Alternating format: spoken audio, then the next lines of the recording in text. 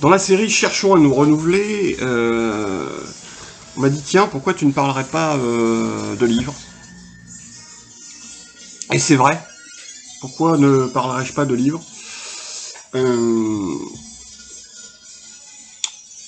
Alors pourquoi pas? Je ne sais pas. Peut-être que c'est la direction à prendre, à savoir varier les plaisirs. Seulement, je vais pas pouvoir vous parler de DVD, parce que je n'achète pas, ou très très peu, et j'ai plus la télé depuis 5 ans maintenant, et donc j'ai plus de lecteur DVD non plus. Je vais pas vous montrer ma collection de tableaux, parce qu'on va vite faire le tour. Bref, à part les livres, je ne vois pas ce que je vais pouvoir faire d'autre que les disques. Et alors les livres, c'est Nietzsche. Ecce Homo, Nietzsche contre Wagner. Ça c'est génial, forcément, c'est Nietzsche. Et contrairement aux idées reçues, c'est pas si compliqué que ça à lire. Et alors, c'est rien de dire que c'est forcément époustouflant. Voilà. Nietzsche a sombré dans la folie, mais il avait encore beaucoup d'éclairs de génie. Il a une histoire très intéressante,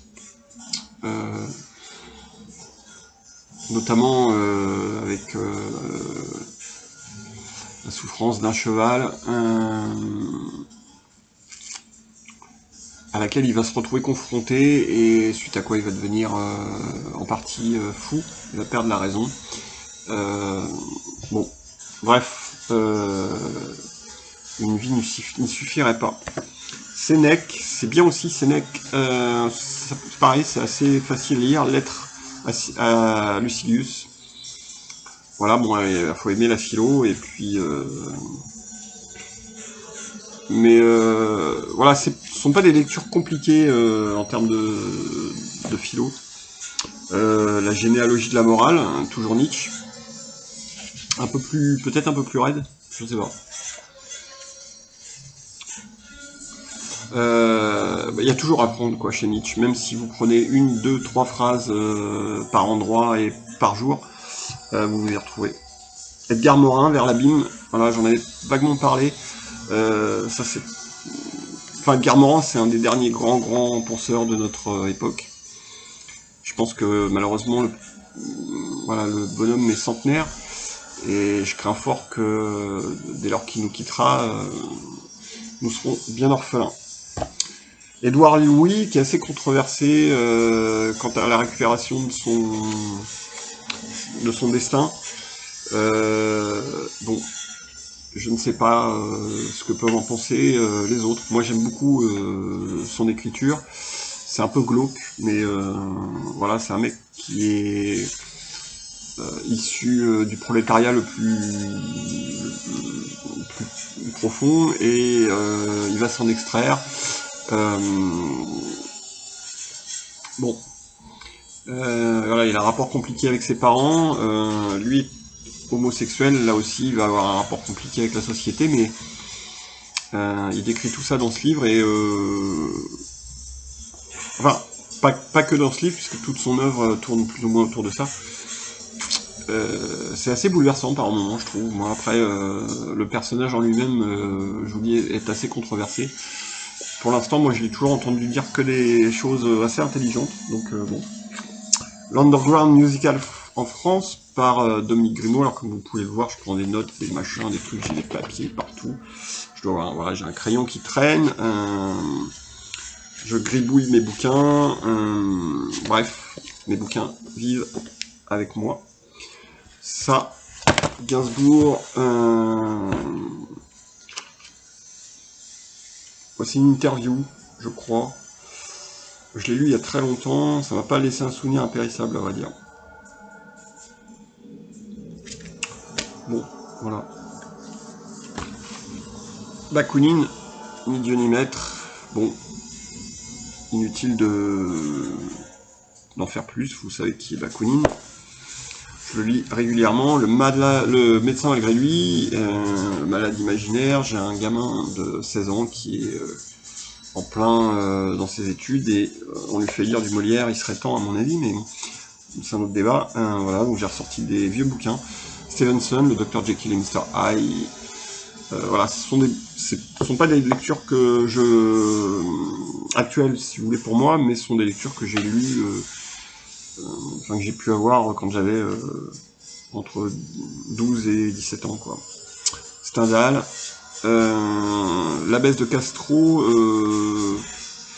bon, c'est Stendhal, quoi. Hein. Difficile de dire du mal de Stendhal, même si effectivement ça vaut pas le rouge et le noir. Rimbaud. Une saison en enfer, ça c'est un truc qui a... Voilà. Tenez, tiens, je vais le mettre de côté, je vais me le relire.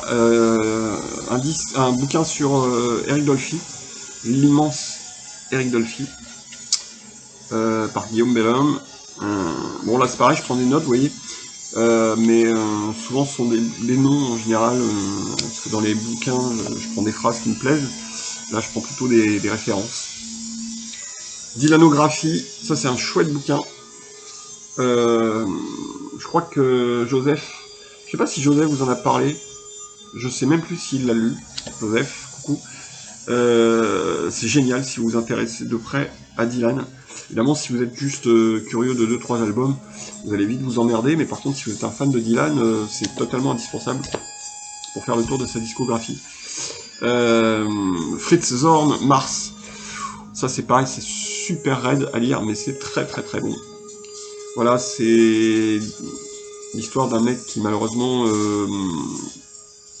va être atteint d'un cancer et qui va mourir. Alors je vous spoil pas l'histoire, on le sait très vite en fait. Et ses réflexions quant à sa vie passée, l'impact de l'éducation de ses parents, de son entourage sur sa maladie. C'est impressionnant. Voilà.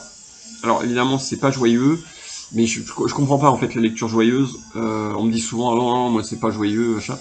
Bon, moi pour moi la littérature, comme pour le reste d'ailleurs, c'est pareil pour les films et la musique. Enfin c'est pas que du divertissement. Moi j'ai besoin de matière, de trucs denses et intenses et enfin j'ai besoin qu'on me raconte la vie quoi. Et ça c'est, alors vous allez me dire là on me raconte la mort, mais bah, la mort fait partie de la vie. Rainer Maria Rilke, ça c'est excellent. C'est pas celui que je préfère, mais bon, au fil de la vie. Voilà, c'est un poète, je sais plus s'il est pas autrichien. J'ai un petit doute sur sa nationalité. Prague. Il est né à Prague, le monsieur. Voilà. C'est très très beau. Voilà. Rilke, c'est très très beau. Il y a un magnifique passage de Laurent Terzieff qui est visible sur YouTube où Laurent Terzieff récite du Rilke dans le texte. Ça dure 3 minutes. Franchement, je vous conseille de le regarder. C'est à tomber. Platon, le banquet et Phèdre. Ça c'est pareil, j'ai dû le montrer. La plupart des bouquins, là, j'ai dû les montrer au moins une fois. Platon, c'est pareil, c'est quelque chose qui fait peur à beaucoup de monde et en fait, ça se lit très très très facilement, quasiment comme un roman. Alors, pas comme un roman de guerre, bien évidemment, mais le mec, Platon, distille beaucoup de choses qui vous font réfléchir, donc de fait, vous reposez le bouquin très souvent pour réfléchir à ce que vous venez de lire, mais sans que ce soit particulièrement incompréhensible, ce qui peut arriver chez certains philosophes. Alors là, Platon, je suis pas sûr qu'on peut, enfin, je sais pas si on peut appeler ça de la philosophie, en tout cas pas moderne, évidemment. Ça, c'est une biographie de Nina Simone. Qui est bien, mais sans plus. Franchement, pour apprendre des trucs sur Nina Simone, je connais largement mieux. Enfin, je l'ai lu sans déplaisir, mais Wild de Profondis et la balade de Joel, de la Joel de Reading. Bon, Oscar Wilde, c'est juste sublime, quoi. Voilà, c'est un mec qui est Oscar Wilde à ce moment-là, il est plus ou moins victime d'un pervers narcissique. Il a une relation homosexuelle qui le détruit socialement, humainement, qui va le conduire en prison, puisque à l'époque l'homosexualité était interdite et condamnée. Et ça va le condamner, enfin ça va l'emmener dans la geôle de Reading, d'où la balade de la geôle de Reading. Voilà, une descente aux enfers, écrite par Oscar Wilde. C'est pareil, Oscar Wilde, si vous voulez, tout est sublime. Alors évidemment, j'ai envie de dire évidemment le portrait de Dorian Gray, mais c'est l'arbre qui cache la forêt, en fait, si vous voulez.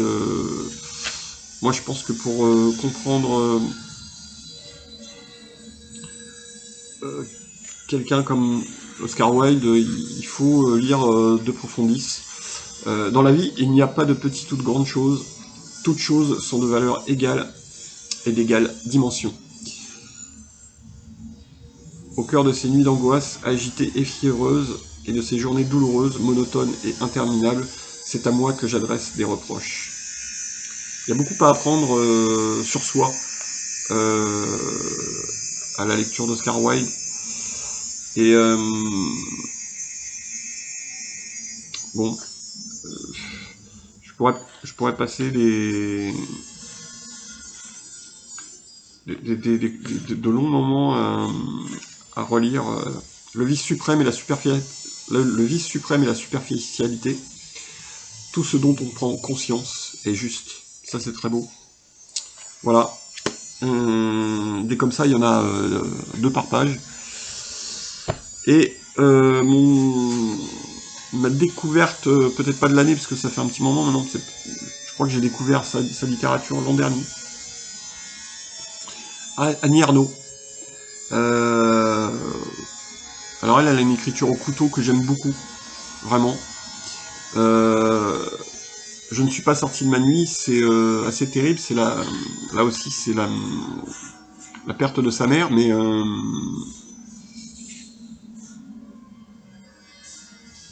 je ne suis pas sorti de ma nuit, est la dernière phrase que ma mère a écrite. J'en ai discuté avec quelqu'un dont la disparition de sa mère avait beaucoup marqué, et voilà, là encore, il y a beaucoup de choses à apprendre sur la vie, sur le sens à donner à la disparition, mais aussi à sa propre vie, sa propre existence, quant au rapport aux autres, voilà. Dans quelle mesure l'existence et la disparition des uns et des autres a un impact véritable sur soi.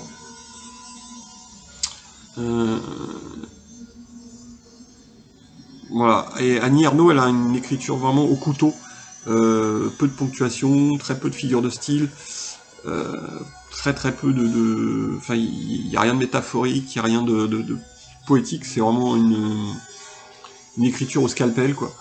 Et voilà, j'aime beaucoup Annie Ernaux.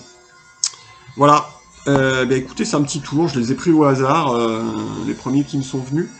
Donc peut-être que je ferai quelque chose de plus épais et plus détaillé à la rentrée sur certains livres. Voilà, c'était une sorte de petite bouteille à la mer que je lançais là, avant de définitivement fermer le rideau pour ce mois d'août.